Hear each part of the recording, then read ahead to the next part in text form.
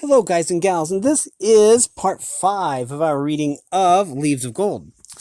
And it is an anthology of prayers, memorable phrases, inspirational verse, and prose from the best authors of the world, both ancient and modern, edited by Clyde Francis Lytle.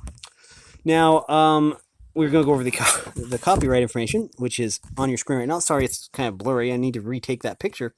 This is the revised edition, 12th printing, 1964. Copyright 1938 by Evan S. Coslett. Revised 1948 by Donald G. Remley, and copyright 1948 by A.C. and D.G. Remley. And this is published by the Coslett Publishing Company in Williamsport, Pennsylvania, published in the United States of America. Anyways, we are going to pick up here with appreciation. And this one is actually super short. I'm sorry the other one went kind of long, but I wanted to completely read through these. So anyways, let's start with Section 5, Appreciation. Spiritual discernment. When a man stood before one of Turner's unrivaled paintings and said, "I can see nothing in it," the great artist replied, "Don't you wish you could?" A tourist upon his return home was asked what he thought of Notre Dame and the Sistine Madonna, and some other of the world's remarkable productions. He said he did not see them, and went on to say that while his wife did the cathedrals and his daughter did the art galleries, he did the cafes. There are some things that must be spiritually discerned and appreciated. And if eyes are blind and heart is dull, and the soul desensitized, no wonder it is difficult to appreciate the higher things of God. That is by Swift. Recompense. Do right, and God's recompense to you will be the power of doing more right. Give, and God's reward to you will be the spirit of giving more. A blessed spirit, for it is the Spirit of God himself, whose life is the blessedness of giving love, and God will pay you with the capacity of more love. For love is heaven. Love is God within you. That is by F. W. Robertson. Love and understanding. I am happy to have learned to distinguish between ownership and possession. Books, pictures, and all the beauty of the world belong to those who love and understand them, not usually to those who possess them. All of these things that I am entitled to, I own them by divine right, so I care not a bit who possesses them. I used to care very much, and consequently was very unhappy. That is by James Howard Keller, or Keeler, K-E-H-L-E-R, Keller. Praise. A noted editor once noticed a particularly fine achievement by a friend, also an editor. He thought he would write immediately a letter of congratulation to his friend, but he didn't. There was a day or two of delay, and when he said to himself, "Okay, pshaw, he will get hundreds of other notes about it, so I shall not bother him with mine." Then he met his friend and told him how it happened. He had failed to send his letter of commendation. "How many do you think I did receive?" asked the friend. The editor guessed many score, but the real answer was not one. This is by John T. Ferris. Now, next we have, if I had the time. If I had the time to find a place and sit me down full face to face with my better self that stands no show, in my daily life that rushes so, it may be then I would see my soul was stumbling still towards the shining goal.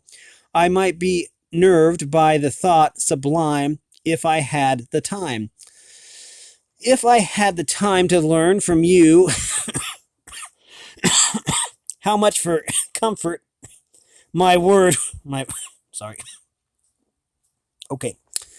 If I had the time to learn from you how much for comfort my word would do, and I told you then of my sudden will to kiss your feet when I did you ill, if the tears aback of the bravado could force their way and let you know, brothers and brothers, the souls of us all would chime, if we had the time. And that is by Richard Burton.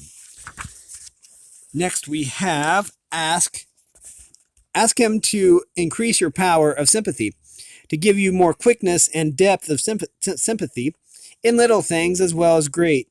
Opportunities of doing a kindness are often lost from mere want of thought. Half a dozen lines of kindness may bring sunshine into the whole day of some sick person. Think of the pleasure you might give to someone who is much shut up and who has fewer pleasures than you have by sharing with her some little comfort or enjoyment that you have learned to look upon as a necessary of life. The pleasant drive, the new book, flowers from the country, etc. Try to put yourself in another's place. Ask, what should I like myself if I were hardworking or sick or lonely? Cultivate the habit of sympathy. This is by G.H. Wilkinson. Now we have unkindness. Go to the grave of buried love and meditate. There settle thy account with the conscience of every past benefit unrequited, every past endearment unregarded, and that departed being who can never return to be soothed by thy contrition.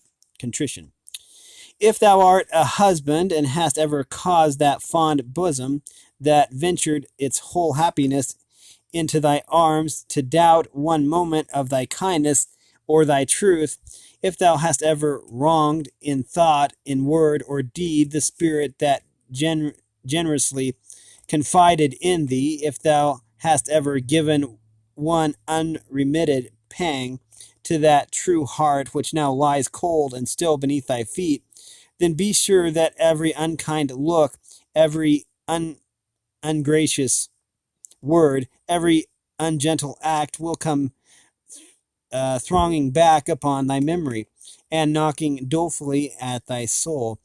Then be sure that thou wilt lie down sorrowing and repentant at the grave and utter the unheard groans and pour the unavailing tear, more deep, more bitter, because unavailing.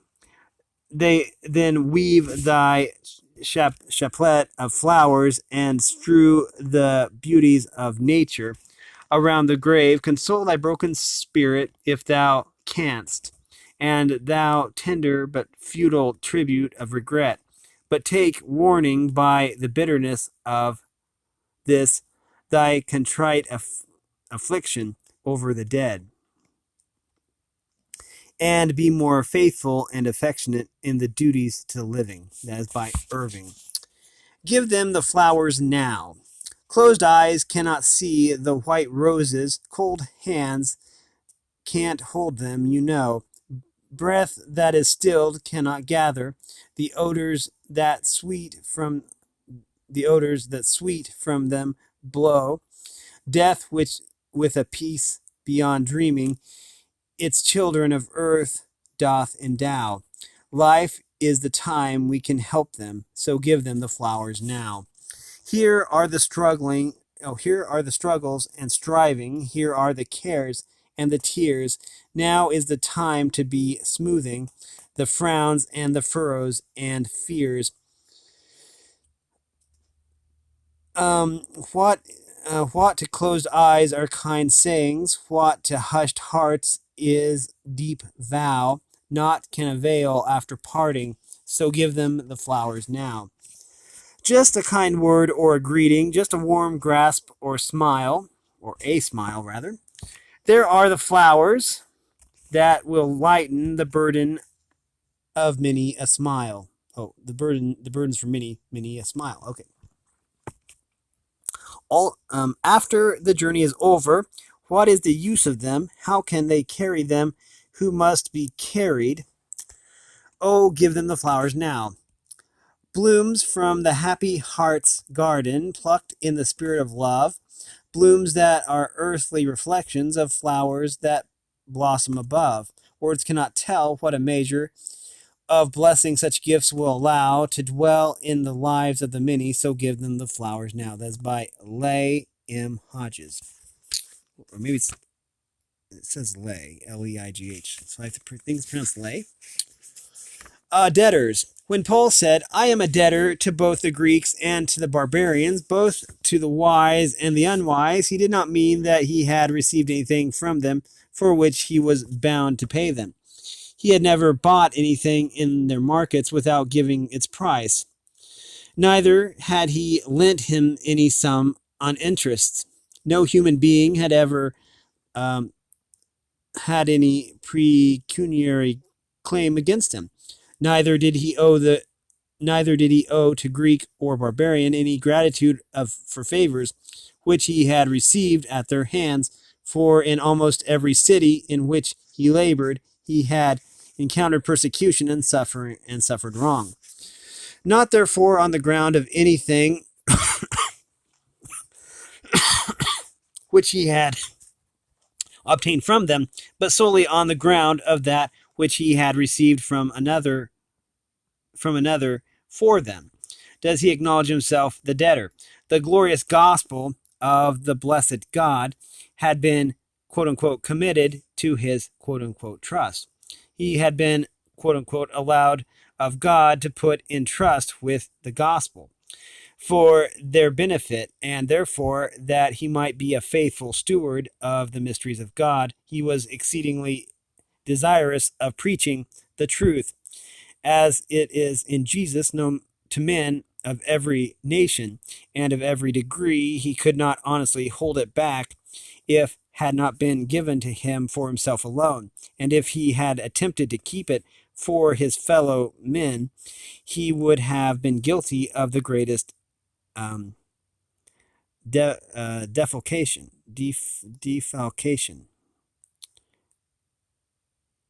and could not have vindicated himself either at the bar of conscience or at the bar of God. This explains the earnestness and perseverance and the self-sacrifice of his missionary life. That is by Coelier.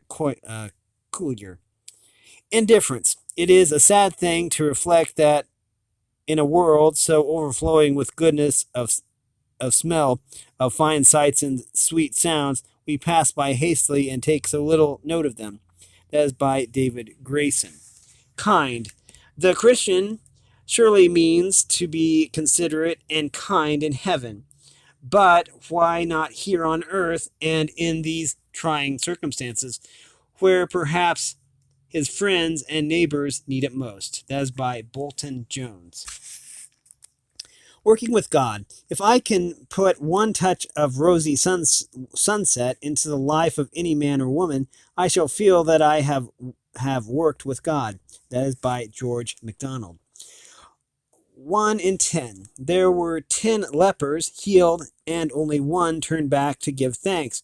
But it is to be noticed that our Lord did not recall his gift from the other 9 because of their lack of gratitude. When we begin to lessen our acts of kindness and helpfulness because we think those who receive do not properly appreciate what is done for them, it is time to question our own motives. Too late. There is a wealth of inexpressed love in the world. It is one of the chief causes of sorrow invoked by death.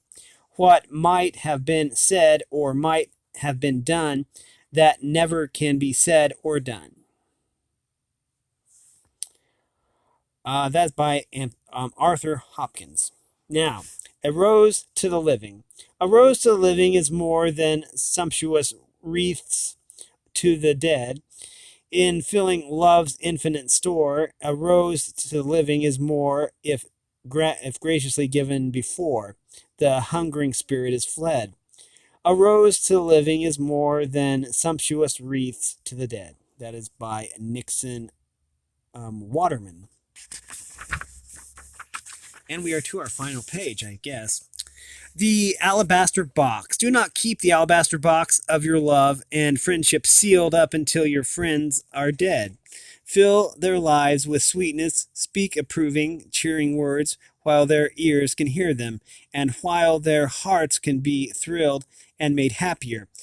The kind things you mean to say when they are gone, say before they go. That is by George W. Childs. And now we have one called Thankfulness. First among the things to be thankful for is a thankful spirit. Some people would grumble at the accommodations of heaven if they ever got there. They take their blessings here so much as a matter of course, then that each sorry that even a day of general thanksgiving once in a year is more than they feel any need of, and if their personal blessings in any measure fail, gratitude for what they have had or still enjoy is the last thing they think of. Another class really desire to be thankful, but they are naturally despondent. Their sky is as dark with clouds as though a special old probabilities were employed to keep it full. They go through the world in a depreciating spirit, hoping things may turn out well, yet fearing for the worst. We always feel glad for a class when Thanksgiving Day comes around. They then have an official warrant for gratitude. If their own hearts do not formulate blessings, they can listen to the sermon or look to the president's proclamation. How different with the thankful heart. What a gift it is to be born with an outlook towards the bright side of things. And if not so by nature, what a triumph of grace to be made thankful through a renewed heart. It is so much more comfortable and rational to see what we have to be thankful for and to rejoice accordingly than to have our vision forever filled with our lacks and our needs. Happy are those who process this gift. Blessings may fail and fortunes vary, but the thankful heart remains. The happy past at least is secure and heaven is ahead. That is by Golden Rule. Gratitude. O thou whose bounty fills my cup with every blessing meet. I give thee thanks for every drop, the bitter and the sweet. I praise thee for the desert road and for the riverside, for all thy goodness hath bestowed and all thy grace denied. That's by Jane Crutzen. Wasted opportunity. Ruskin once said that when we fail to praise a man who deserves praise, two sad things happen. We run a chance of driving him from the right road for want of encouragement, and we deprive ourselves of one of the very happiest of our privileges, the privilege of rewarding labor that deserves a reward. High thoughts and noble in all lands, help me, my soul is fed by such. But the touch of lips and hands, the human touch. Warm, vital, close, life's symbols dear. These need I most, and now and here. That is by Richard Burton. Shut in with God, O wondrous thought. Shut in with the peace his sufferings brought. Shut in with the love that wields the rod. O company blessed, shut in with God. That is the last entry, at least in this section. We will be continuing next time with aspiration. Anyways, we have been reading from Leaves of Gold, and we've been reading from, let me just double check. Appreciation, I believe. Appreciation. Anyways, this book was also edited by Clyde Francis Lytle. Anyways, if you like this, we've been reading Leaves of Gold, by the way. And if you like this content, make sure you like and subscribe and ring the bell so you know when I upload. Also, if you want to support me in any way, or if you want to join the Discord server, all the information will be in the description below. And as always, thanks for watching, everyone, and have a great day.